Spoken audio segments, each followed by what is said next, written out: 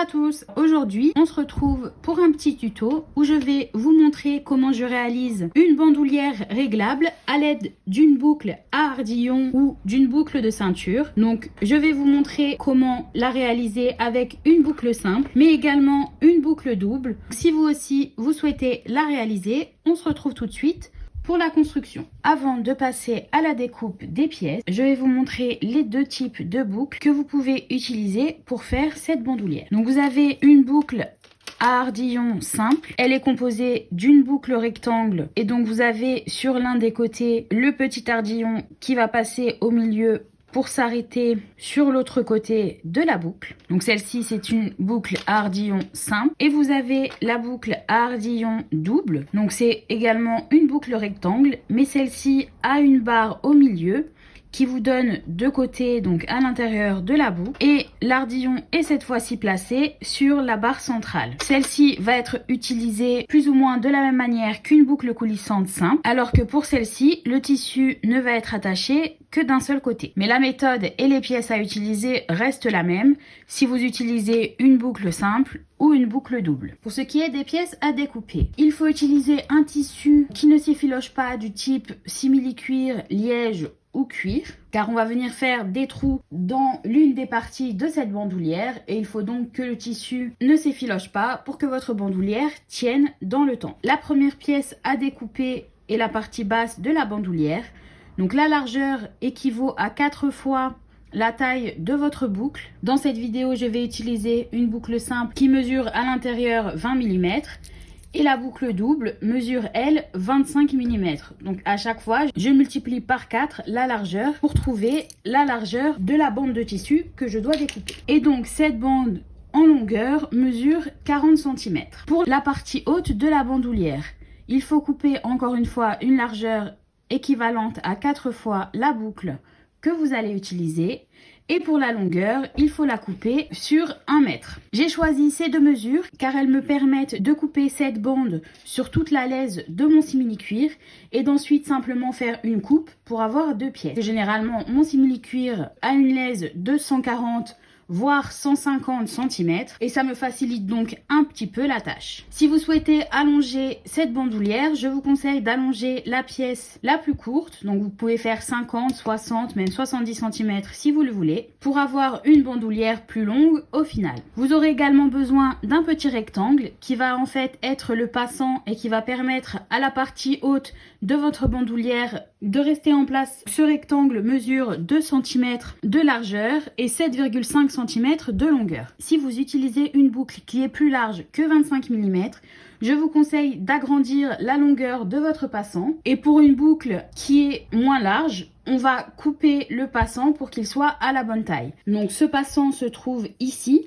Et donc comme vous le voyez, il faut qu'il y ait assez d'espace pour que la partie haute de ma bandoulière puisse passer. Mais il ne faut pas qu'il y ait trop d'espace pour que ça bouge. On va pouvoir le couper à la longueur souhaitée lorsque l'on va construire la bandoulière. Pour réaliser cette bandoulière, vous aurez également besoin d'une paire de ciseaux, d'une règle, de 2 mousquetons.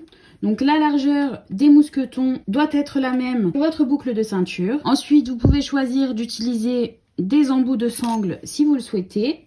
Il vous faudra du scotch double face ou des clips. Et enfin, de la super glue. Cette colle va nous permettre d'accrocher le passant car c'est un peu compliqué de faire une couture à cet endroit là, donc avec cette technique c'est un peu plus simple de le construire. Pour commencer, j'ai tracé une ligne dans le sens de la longueur au milieu des deux parties de ma bandoulière et je vais y placer un morceau de scotch double face. Je vais ensuite replier chacun des côtés vers la ligne centrale en laissant à peu près 2 mm d'espace au niveau de la ligne qui va me permettre un pliage plus facile de ma sangle. Donc là j'ai replié un côté, je vais faire la même chose de l'autre côté. Une fois que mes deux côtés sont repliés, je vais replier une nouvelle fois ma pièce pour que les bords soient emprisonnés à l'intérieur et former ma bandoulière. Je vais mettre des clips tout le long et répéter les mêmes opérations sur la partie haute, donc la partie la plus longue de ma bandoulière et on se retrouve ensuite à la machine pour les coudre.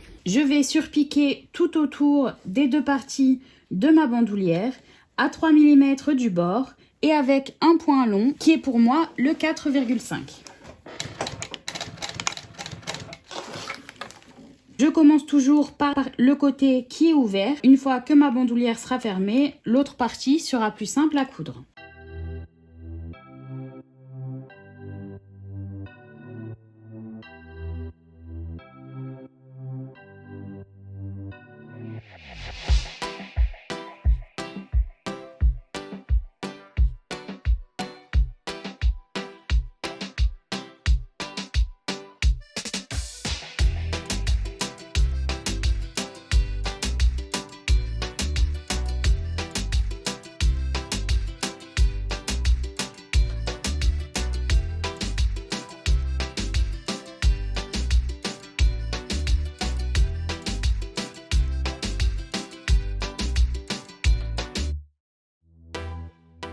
Les deux parties de ma bandoulière sont cousues. Je vais maintenant passer à la couture de mon passant. Donc sur mon passant, j'ai tracé une ligne dans le sens de la longueur au milieu de ma pièce. Je vais y placer un morceau de scotch double face. Je vais ensuite replier les bords pour qu'ils se rencontrent au niveau de la ligne.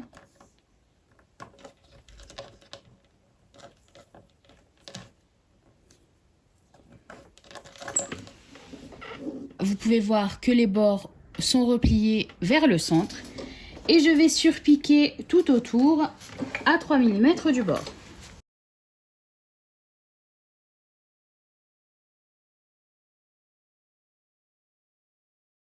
Toutes mes pièces sont maintenant prêtes, je peux passer à la construction de ma bandoulière.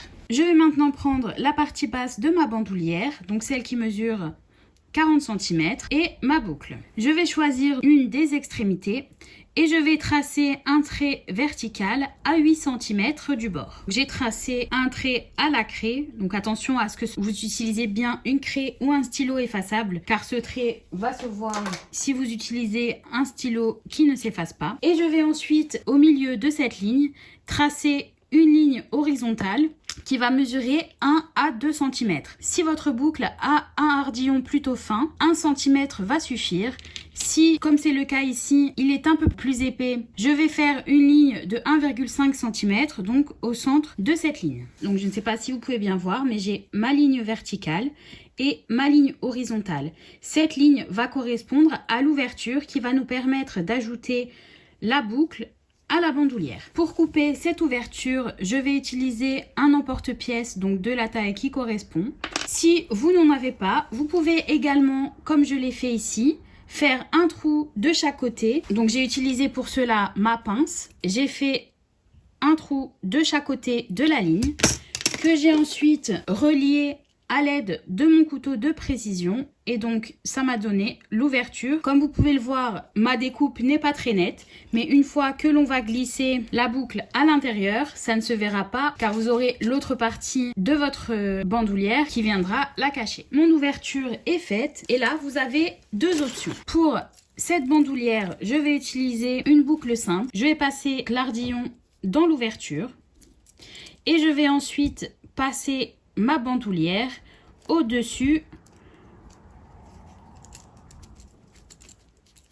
de ma boucle et revenir en bas comme ceci. Et vous le voyez, j'ai fait une ouverture donc un peu plus grande qui permet à l'ardillon de bouger librement. Si j'avais fait simplement un trou sur ma bandoulière, ce serait un peu plus limité et ça serait un peu plus compliqué de construire la bandoulière. Une fois que ma boucle est placée, je vais venir faire une ligne de couture pour la bloquer. Si vous utilisez une boucle double, dans ce cas, il faut que vous passiez d'abord votre bandoulière donc vers le bas. Donc vous le voyez, mon ardillon va vers la droite. Je vais donc avancer jusqu'à ce que l'ouverture soit au-dessus de la barre centrale. Je vais glisser l'ardillon dans l'ouverture et passer le reste de ma bandoulière sur la boucle. Une fois que je place le reste de ma bandoulière à l'arrière, l'ardillon prend bien sa place et vous avez maintenant le bas de votre bandoulière qui est construit. Donc là, même chose, il va falloir faire une ligne de couture au plus près de la boucle. Si votre machine a du mal à coudre à travers toutes ces épaisseurs, vous pouvez aussi installer un rivet au plus près de la boucle. Donc ma boucle est maintenant installée.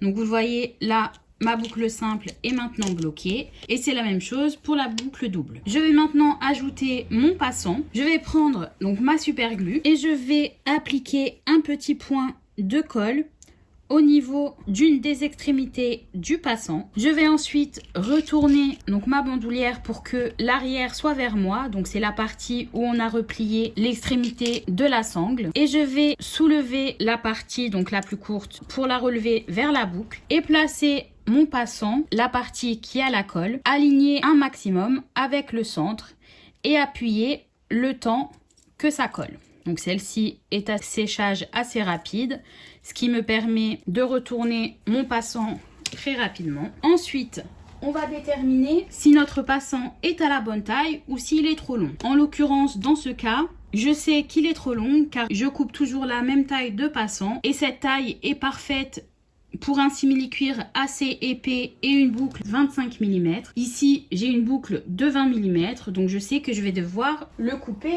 un petit peu. Pour déterminer la taille, je vais prendre la partie haute de ma bandoulière que je vais placer au-dessus de ma partie basse. J'ai la partie qui est repliée, le passant qui est au milieu, la partie qui sera visible de ma bandoulière. Et je viens juste superposer la partie haute de ma bandoulière, donc c'est celle qui va passer à travers la boucle pour être réglée. Et je viens replier mon passant. Sur l'arrière, je vais relever l'extrémité comme on l'a fait pour installer la première partie du passant. Et je vais donc terminer ma boucle comme ceci. Donc il faut que la partie haute de votre bandoulière soit assez sécurisée, mais qu'elle puisse aussi bouger pour que l'on puisse régler la bandoulière à la bonne taille sans trop de problèmes. Donc là, elle m'a l'air d'être bien. Je vais passer donc sur l'arrière. Je maintiens avec mon doigt donc le passant pour ne pas qu'il bouge.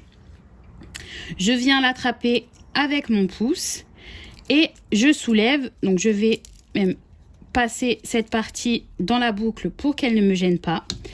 Et je vais venir couper tout l'excédent. Donc normalement l'extrémité de mon passant va venir être collée contre l'extrémité de l'autre côté. Donc là je vais couper cette partie. Vous voyez que si je viens coller l'autre partie de mon passant, j'aurai une boucle parfaite pour passer le haut de ma bandoulière. Je vais donc placer un point de colle au niveau de ma bandoulière pour venir coller l'autre partie de mon passant.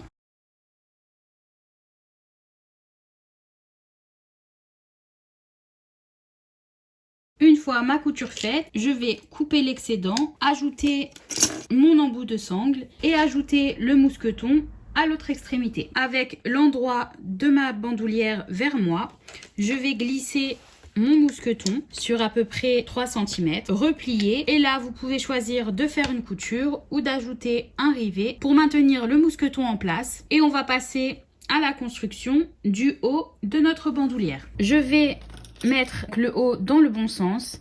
J'aime bien aligner, donc là vous voyez il y a l'ouverture que l'on avait dans la bandoulière et c'est la même chose de ce côté. Donc j'aime bien les mettre dans le même sens et je vais donc passer à l'autre extrémité pour ajouter tout d'abord mon mousqueton. Donc je vais faire la même chose que l'autre côté, glisser mon mousqueton avec ma sangle à l'endroit, replier, faire une couture et placer mon embout de sangle. Une fois mes embouts de sangle placés et mon mousqueton installé, il ne me reste plus qu'à faire les trous qui vont me permettre de passer à travers la boucle sur la partie basse de ma bandoulière. Je vais faire mon premier trou à 5 cm de l'extrémité. Donc ça va permettre d'avoir un petit morceau de bandoulière que l'on va pouvoir glisser donc sous le passant de ce côté-là, même si la bandoulière est réglée à la longueur maximum. Et je vais ensuite placer des trous donc à 2,5 cm les uns des autres. Vous pouvez choisir de les rapprocher ou de les espacer un peu plus. Personnellement, je n'irai pas en dessous des 2 cm car après les trous sont un peu trop proches et ça risque, si vous remplissez un peu trop votre sac, de se déchirer. Une fois que mes trous sont faits, il ne me reste plus qu'à passer ma bandoulière dans la boucle. Je la passe à l'intérieur, je viens placer ma boucle dessus et je passe dans le passant. Et vous avez maintenant une bandoulière qui est réglable à l'aide d'une boucle de ceinture. Avec une boucle simple, si vous tirez trop dans ce sens, la boucle repart en arrière. Mais en vérité, lorsque vous allez l'ajouter à votre sac, donc en l'accrochant, vous allez tirer des deux côtés, ce qui va faire qu'elle va bien rester en place, car il faut vraiment tirer assez fort pour qu'elle parte dans l'autre sens. Dans le cas de la boucle double, il faut glisser donc la partie haute dans la boucle, passer l'ardillon dans le trou et ensuite repasser sous l'autre partie de la boucle. Donc c'est le même principe qu'une boucle coulissante. Et on va ensuite passer sous le passant et tirer. Et vous avez donc également une bandoulière réglable avec une boucle de ceinture. Donc la bandoulière est maintenant prête. J'espère que ce tuto vous a plu. N'hésitez pas à vous abonner et on se retrouve très vite pour une nouvelle vidéo.